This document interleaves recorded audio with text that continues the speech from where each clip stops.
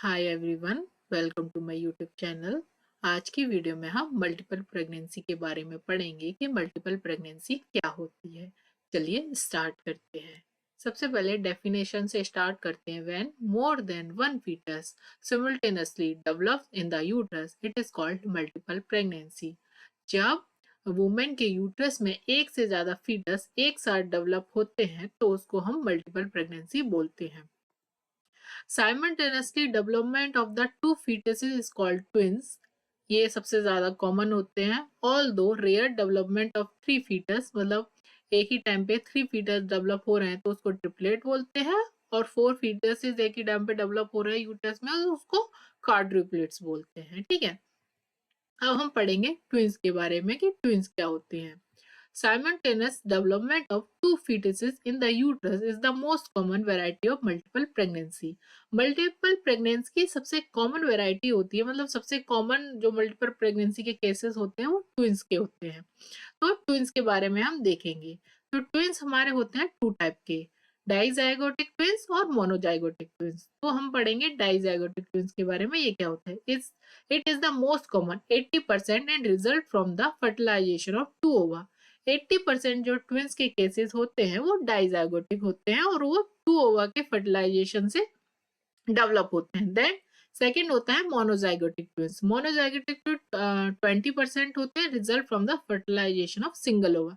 Single ova के fertilization से to twins का डेवलपमेंट होता है, मतलब टू फीटस का डेवलपमेंट होता है एक ही ओवा से, तो उसको बोलते हैं मोनोजाइगोटिक ट्विंस। ये रेयरली होते हैं, 20% केसेस में के ट्विंस ही मोनोजाइगोटिक ट्विंस होते हैं। देन जेनेसिस ऑफ ट्विंस के देखेंगे कि ट्विंस बनते कैसे, उनका डेवलपमेंट यूट्रस में होता कैसे है। तो सबसे पहले देखेंगे डाइजाइगोटिक ट्विंस। डाइजाइगोटिक ट्विंस कैसे बनते हैं। Result from the fertilization of two ova, मतलब दो ओवा के फर्टिलाइजेशन से बनते हैं। Most likely rupture from the two distinct Graafian follicles, usually of the same और one from each ovary by the two sperm during a single ovarian cycle.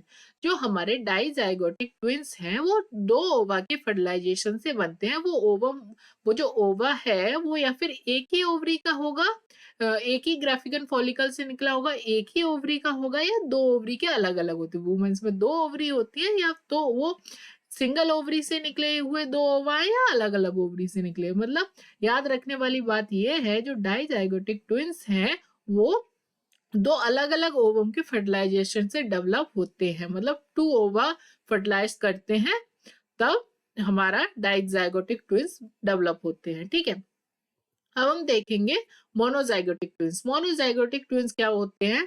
The twinning में be occurs at a different period after fertilization and this markedly influences the process of implantation and the formation of fetal membrane. जो हमारे dizygotic twins हैं उनका development ऐसे होता है, वो एक तो सिंगल ओवा के फर्टिलाइजेशन से बनते हैं, और जो मोनोजाइगोटिक ट्विंस होते हैं उनका जो ट्विनिंग है वो पहले नहीं पता चलती है। जब जब वहां हमारा जो जायगोट है वो इम्प्लांट हो जाता है यूट्रस में, उसके बाद ट्विनिंग स्टार्ट होती है मोनोजाइगोटिक ट्विंस में। तो पहले नहीं बता सकते कि ये ट्विन बनेगा कि नहीं बनेगा ये जायगोट। तो मोनोजाइगोटिक ट्विन की जो प्रोसेस है वो इम्प्लांटेशन के बाद स्टार्ट होती है। ठीक है, और जो मेम्ब्रेन्स है वो इम्प्लांटेशन के बाद बनना स्टार्ट होती है मोनोजाइगोटिक ट्विन के केसेस में। अब देखेंगे एग्जामिनेशन कैसे करेंगे प्लेसेंटा का और मेम्ब्रेन का, कि डिफरेंट पता करने के लिए कि ये मोनोजाइगोटिक ट्विन है कि डाइजाइगोटिक ट्विन है।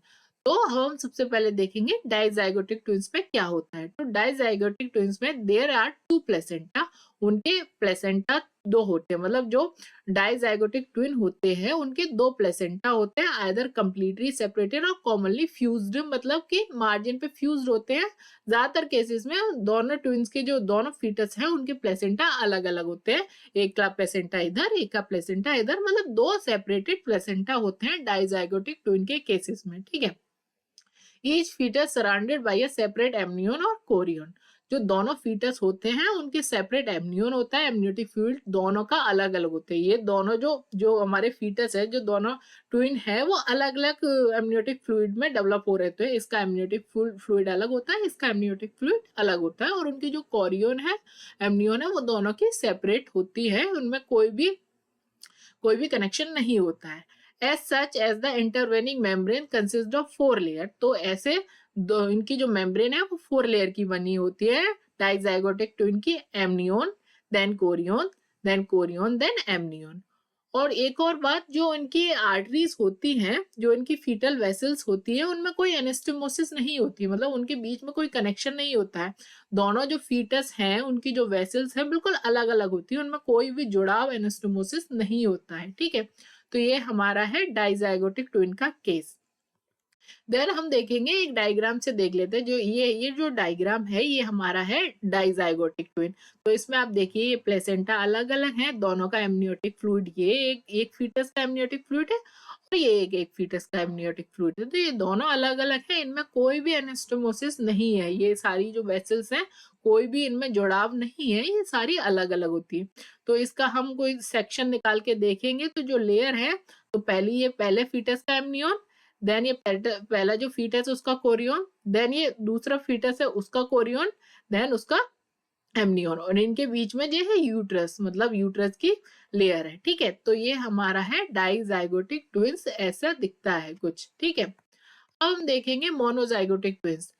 The placenta is single. जो मोनोजाइगोटिक ट्विन है, जो एक ही ओवम से डेवलप हुआ है, उनमें जो प्लेसेंटा होता है उन दोनों ट्विंस का, मतलब जो दोनों फीटस हैं, जो दोनों ट्विंस हैं, वो उनका प्लेसेंटा एक ही होता है, मतलब दोनों का प्लेसेंटा कॉमन होता है, ठीक है।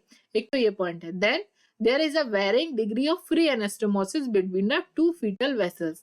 मतलब जो दो फीटस हैं उनकी जो वेसल्स हैं, जो आर्टरीज हैं, उनमें एनास्टोमोसिस होती है, मतलब वो एक दूसरे से जुड़ी हुई होती है। जो मोनोजाइगोटिक ट्विंस हैं उनकी जो वेसल्स हैं वो एक दूसरे से जुड़ी हुई होती हैं, ऐसा डाइजाइगोटिक ट्विंस में नहीं होता, उनका सब चीजें अलग होती है। जो मोनोजाइगोटिक ट्विन की जो चीजें हैं सारी की सारी, वो सारी कॉमन होते हैं, कॉमन प्लेसेंटा है, जो वेसल्स हैं वो भी जुड़ी हुई हैं। Each fetus surrounded by the separate amniotic sac with the chorion layer common to both। मतलब इसमें जो एमनियोटिक फ्लूइड है वो तो अलग अलग होता है, पर उनकी जो कोरियोन लेयर है वो कॉमन होती है।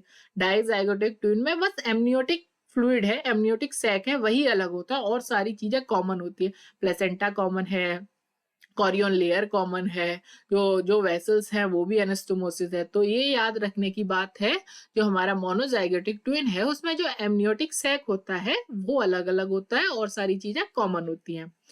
As such the intervening membrane consist of 2 layers of amnion only. मतलब जो जो मेम्ब्रेन होती है उनमें दो कोरियन की लेयर, दो एमनियोन की लेयर होती है और कॉमन कोरियन होता है, ठीक है। अब हम डायग्राम में देख लेते हैं, ये वो जो हमारा डायग्राम है ये हमारा है मोनोजाइगोटिक ट्विन का। तो इसमें देखिए ये एमनियोटिक फ्लूइड, ये एमनियोटिक फ्लूइड तो अलग अलग है, पर जो जो कोरियन है वो सेम है। ये जो रेड वाली जो आपको लेयर दिख रही है ये हमारा कोरियन है, ये हमारे कोरियन है। तो कोरियन तो जो उनकी कोरियन लेयर है तो सेम है, पर एमनियोटिक फ्लूइड अलग है। ये ग्रीन वाला है ना, ये हमारा एमनियोटिक सैक है, ये एक फीटस का और ये दूसरे फीटस का।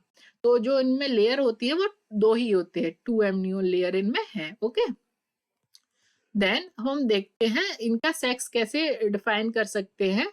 While the twins having opposite sex are almost always dizygotic। मतलब जो ट्विंस का जो जेंडर है अगर वो अलग अलग है, एक बेबी बॉय है और एक बेबी गर्ल है, तो वो ट्विन ज्यादातर डाइजाइगोटिक ही होंगे। मतलब ये मान के चलते हैं, जब जो ट्विन पैदा हुए और उनका जेंडर अलग अलग है, एक बेबी बॉय है एक बेबी गर्ल है, तो ज्यादातर जो वो ट्विन है वो डाइजाइगोटिक है, दो अलग अलग ओवम से उनका डेवलपमेंट हुआ है। Then and twins of the same sex are not always monozygotic, but the uniovular twins are always of the same sex। इसमें है कि जो जो एक ही जेंडर के हैं, मतलब बेबी गर्ल दो सिस्टर्स हैं, तो वो ये नहीं कह सकते कि वो हमेशा डाइजाइगोटिक है, पर जो सिस्टर्स हैं वो जो मोनोजाइगोटिक ट्विंस है वो हमेशा ही एक ही जेंडर का होगा। मोनोजाइगोटिक ट्विंस की सबसे बड़ी पहचान है कि वो जो उनका जेंडर है वो सेम ही होगा, या ब्रदर ब्रदर होंगे या सिस्टर्स होंगी। तो मोनोजाइगोटिक ट्विंस की सबसे बड़ी पहचान है जो बच्चे के सेक्स होगा वो सेम होगा। पर जो डाइजाइगोटिक ट्विन है उसमें सेम सेक्स हो भी सकता है और सेम सेक्स नहीं भी हो सकता है। तो ये सब इसमें होता है, ठीक है। देन हम देख लेते हैं इंसिडेंस, मतलब ये सबसे ज्यादा ट्विंस कहाँ मिलते हैं, मल्टीपल प्रेगनेंसी के केसेस कहाँ सबसे ज्यादा होते हैं। The incidence very widely, it is the highest Nigeria being 1 in 20। सबसे ज्यादा केस हमको मल्टीपल प्रेगनेंसी के मिलते हैं नाइजेरिया में। 20 प्रेगनेंसी में से एक प्रेगनेंसी ट्विंस होते हैं, मल्टीपल प्रेगनेंसी होती है। And the lowest in the eastern countries being 1 in the 200 pregnancy. सबसे कम होता है हमारा ईस्टर्न कंट्रीज में, 200 प्रेगनेंसी में से एक केसेस हमारा ट्विंस का मिलता है। In India the incidence is about 1 in 80, मतलब 80 में एक हमारा मल्टीपल प्रेगनेंसी का केस होता है। देन इथियोलॉजी, मतलब इसका कॉज क्या है, मतलब वजह क्या है मल्टीपल प्रेगनेंसी होने की। The causes of twinning is not known, हमको नहीं पता मल्टीपल प्रेगनेंसी क्यों होती है, उसका हमको कॉज नहीं पता, वजह हमको नहीं पता है, ठीक है। Then increase incidence of the twinning is the observed with the advanced age of the mother, the maximum being between the age of 30 to 35 year. इसका कॉजेस तो नहीं पता, पर हम अंदाजा लगा सकते हैं, साइंस ऐसा बताती है। जो मदर वियर करती है बेबी 30 to 35 ईयर्स में, तो उसमें चांसेस होते हैं मल्टीपल प्रेगनेंसी के, ट्विंस के, ठीक है। देन हम डायग्नोसिस कैसे करेंगे, पता कैसे लगाएंगे कि मल्टीपल ट्विंस है या सिंगल चाइल्ड है। तो डायग्नोसिस करेंगे history of evolution inducing drug specially gonadotropins for infertility और यूज ऑफ आर्ट। अगर जो मदर है उसकी हिस्ट्री है, उसने इवोल्यूशन इंड्यूसिंग ड्रग्स ले रखे हो इनफर्टिलिटी की वजह से, तो उस मदर में ऐसा हो सकता है। या फैमिली हिस्ट्री हो ट्विनिंग की, मतलब फैमिली में जेनेटिक्स ऐसे हो कि ट्विंस पैदा हो चुके हों पहले, तो उनमें खतरा होता है ट्विंस का। देन सिम्टम्स क्या क्या होते हैं, सिम्टम अगर कोई जो वुमेन है उसमें ट्विंस है उसके उसके यूट्रस में, तो उसके क्या सिम्टम होंगे। Increase nausea and vomiting in early month, early month में नोजिया ज्यादा होगा और वॉमिटिंग ज्यादा होगी, ठीक है। नोजिया वॉमिटिंग ज्यादा होंगे अर्ली मंथ में। Then cardio respiratory embarrassment which is evident of later month such as palpitation और शॉर्टनेस ऑफ ब्रेथ। कार्डियोवास्कुलर जो रेस्पिरेशन है वो, मतलब उसको सांस लेने में परेशानी होगी, मदर को पल्पिलेशन होगा, शॉर्टनेस ऑफ ब्रेथ होगी, तो ये सब परेशानियां ज्यादा होंगी और जल्दी जल्दी अर्ली वीक्स में ये सब होने लगेगा। ये सब लेटर वीक में होना था प्रेगनेंसी में, पर जो ट्विंस की कंडीशन होते हैं उसमें मदर को पहले ये सब दिक्कतें होने लगती हैं।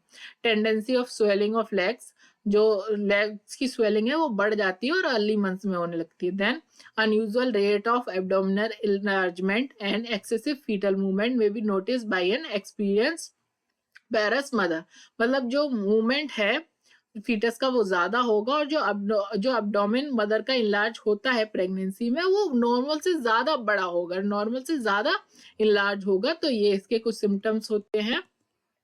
देन जनरल एग्जामिनेशन से हम कैसे पता लगा सकते हैं ये प्रेगनेंसी ट्विंस की है या सिंगलेट चाइल्ड की है। तो prevalence of anaemia is a more than in a singlet pregnancy, मतलब एनीमिया के चांसेस ज्यादा हो सकते हैं मल्टीपल प्रेगनेंसी में, ठीक है। अगर किसी वुमेन को एनीमिया है तो हम ऐसा एग्जामिन करके देख सकते हैं कहीं ट्विंस तो नहीं है, तो ये है। unusual weight gain not explained by the preeclampsia or obesity is an important feature। जो वुमेन है, जो मदर है, उसका वेट गेन होता जा रहा है, उसको हम एक्सप्लेन नहीं कर रहे हैं, उसको ना प्रीक्लेम्सिया है, उसको ना कोई ओबेसिटी है, तो उसका वेट गेन कैसे होता जा रहा है। तो ये एक फीचर होता है। देन एविडेंस ऑफ प्रीक्लेम्सिया मिलता है, तो ये है। तो जितनी भी ट्विन प्रेगनेंसी होती है उनमें प्रीक्लेम्सिया कॉमन होता है मदर को होना, ठीक है। तो ये है। देन एब्डोमिनल एग्जामिनेशन से कैसे पता लगा सकते हैं मल्टीपल प्रेगनेंसी का। Inspection, the elongated shape of normal pregnant uterus is changed is more barrel shaped। जो वुमन का यूट्रस है, जो मदर का यूट्रस है, वो बैरल शेप का हो जाता है, इलाज ज्यादा हो जाता है। The end the abdomen is unduly engorged, जो वुमेन का एब्डोमेन है जो सिंगलेट प्रेगनेंसी में थोड़ा बड़ा हो जाता है, वो ज्यादा ही बड़ा हो जाता है ट्विन प्रेगनेंसी में, क्योंकि दो फीटस का डेवलपमेंट हो रहा है एक ही टाइम पे। देन पल्पेशन हम जब करते हैं, palpation of too many fetal part, जो पल्पेशन हम करते हैं तो हमको पल्पेशन करके जब हम देखते हैं, जब हम ऐसे फील करके देखते हैं मदर के एब्डोमेन को, तो हमको फीटल के पार्ट्स मिलते हैं, जो जैसे दो फीटस के हेड हमको मिलते हैं, पोल्स मिलते हैं, तो हम उससे पता चलता है कि यहाँ पर एक ही टाइम पे दो फीटस का डेवलपमेंट हो रहा है। देन हमको ऑस्कुलेशन से पता कर सकते हैं simultaneously hearing of two distant fetal heart sound located at the separate spot with the silent area in between. जब हम फीटस का साउंड सुनते हैं स्टेथोस्कोप से, तो हमको दो फीटस के साउंड सुनाई देते हैं और अलग अलग जगह पे सुनाई देते हैं। तो इससे पता चलता है कि दो फीटस का डेवलपमेंट हो रहा है एक ही टाइम पे। तो ये हम ऑस्कुलेशन से पता लगा सकते हैं। देन इन्वेस्टिगेशन से, और किसी इन्वेस्टिगेशन से कैसे पता लगा सकते हैं, हम सोनोग्राफी करवा सकते हैं वुमेन की। तो सोनोग्राफी से हमको कुछ ऐसे दो फीटस हमको दिखाई देंगे, तो सोनोग्राफी में बिल्कुल क्लियरली पता चल जाता है कि दो फीटस का डेवलपमेंट होता है, ये एक फीटस है, ये दूसरा फीटस है, उन दोनों के बीच में ये लेयर है, ठीक है। तो सोनोग्राफी से हम पता लगा सकते हैं। देन कॉम्प्लिकेशन क्या होता है ट्विन प्रेगनेंसी के, इसकी कॉम्प्लिकेशन क्या है, इसके कॉम्प्लिकेशन है मैटरनल, मतलब माँ को क्या प्रॉब्लम होंगे during pregnancy. Nausea and vomiting occurs with increase frequency and severity. जो जो मदर है उसको बहुत ज्यादा नोजिया और वॉमिटिंग बहुत ज्यादा होगी और उसकी फ्रिक्वेंसी बहुत ज्यादा बढ़ जाएगी, ठीक है। देन अनीमिया हो जाएगा, मदर को अनीमिया हो जाएगा। Anaemia is more due to increased iron and folate requirement by the two fetuses. Deficiency of folic acid leads to increased incident of megoblastic anemia.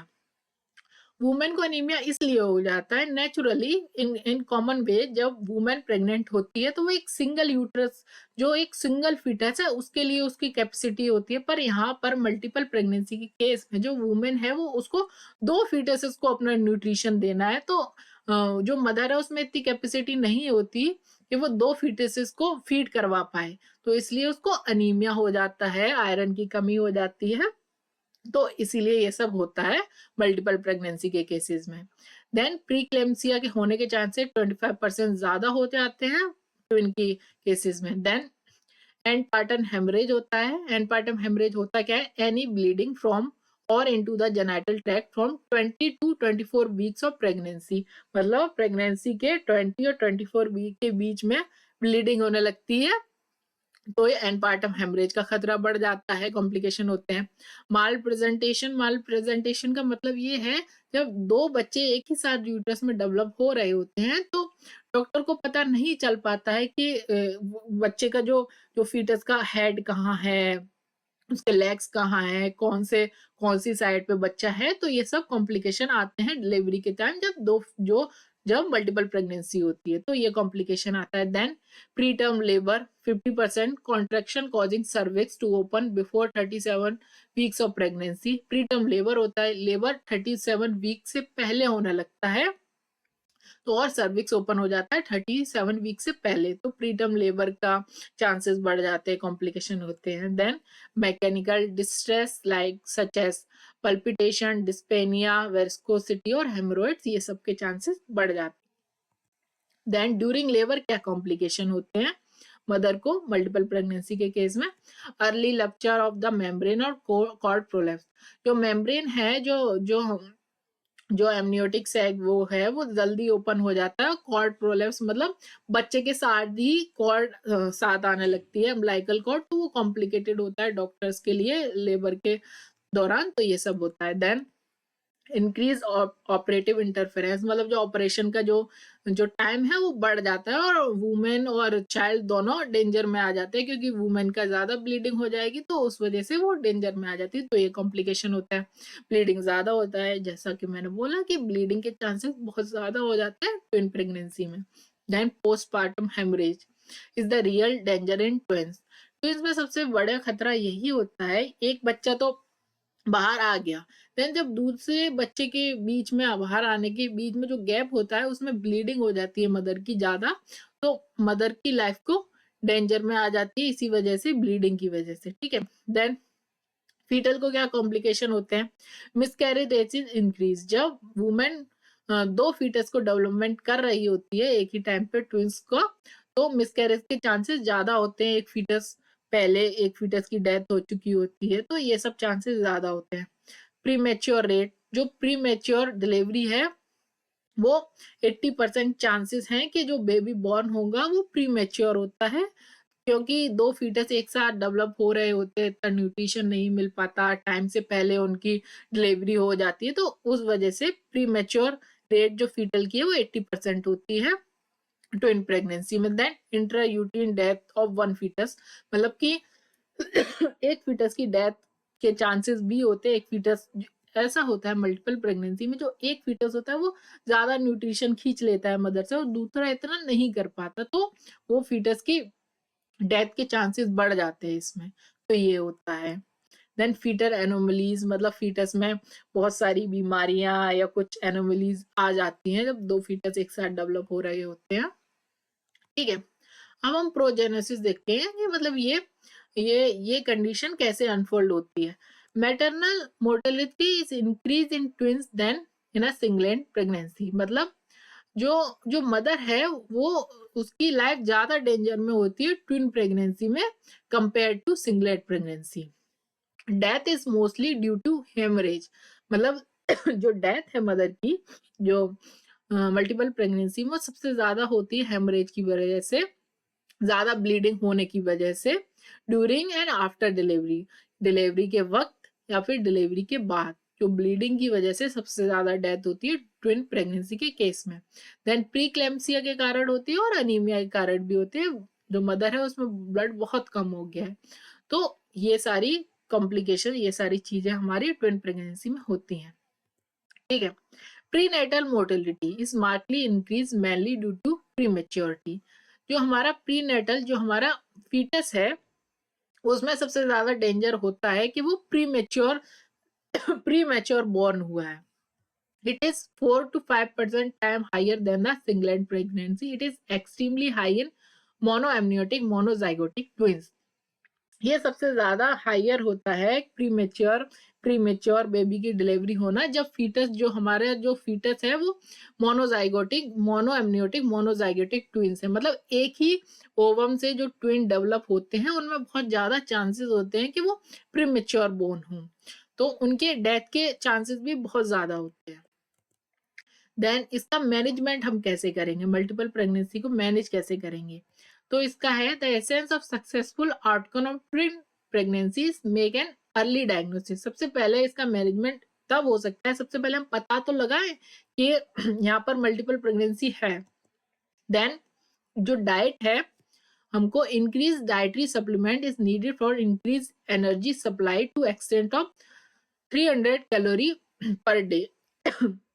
एक दिन में 300 कैलोरी से ज्यादा वुमेन को लेनी चाहिए, मदर को लेनी चाहिए। देन सप्लीमेंट थेरेपी दे सकते हैं, जैसे iron therapy is to be increase to extent of 100 to 200 milligram per day. हमको आयरन सप्लीमेंट देने चाहिए 100 से 200 ग्राम एक दिन में। देन विटामिन देनी चाहिए, कैल्शियम देने चाहिए, फॉलिक एसिड देनी चाहिए, तो ये हमको देने चाहिए मल्टीपल प्रेगनेंसी के केसेस में। Then interval of prenatal visits should be more frequent to detect at the earliest evidence of anemia, preterm labor और preeclampsia। हमको frequent हॉस्पिटल में चेकअप कराना चाहिए मदर को कि उसको कहीं अनीमिया तो नहीं है, उसको कहीं प्रीक्लेम्सिया तो नहीं है, तो इससे हम मैनेज कर सकते हैं मल्टीपल प्रेगनेंसी को। सबसे पहले तो इसका ये है कि हम मैनेज कैसे कर सकते हैं मल्टीपल प्रेगनेंसी को। सबसे पहले अर्ली डायग्नोसिस करनी है, पहले हम डायग्नोसिस कर लेंगे कि ये प्रेगनेंसी मल्टीपल प्रेगनेंसी है। देन जो मदर है उसको बोलेंगे वो अच्छी डाइट रखे, कम से कम उसकी डाइट 300 कैलोरी से ज्यादा होनी चाहिए पर डे की। हम उसको आयरन सप्लीमेंट देंगे, फॉलिक एसिड सप्लीमेंट देंगे, जिससे कि उसको अनीमिया ना हो, उसका इन्वायरमेंट अच्छा रखेंगे। और वुमेन को बोलेंगे वो फ्रिक्वेंटली हॉस्पिटल में आके अपना चेकअप कराए कि बेबी सही है, सबको ठीक है, अनीमिया तो नहीं है, प्रीक्लेम्सिया तो नहीं है। ऐसे हम मल्टीपल प्रेगनेंसी को मैनेज करते हैं। Thanks for watching, please subscribe.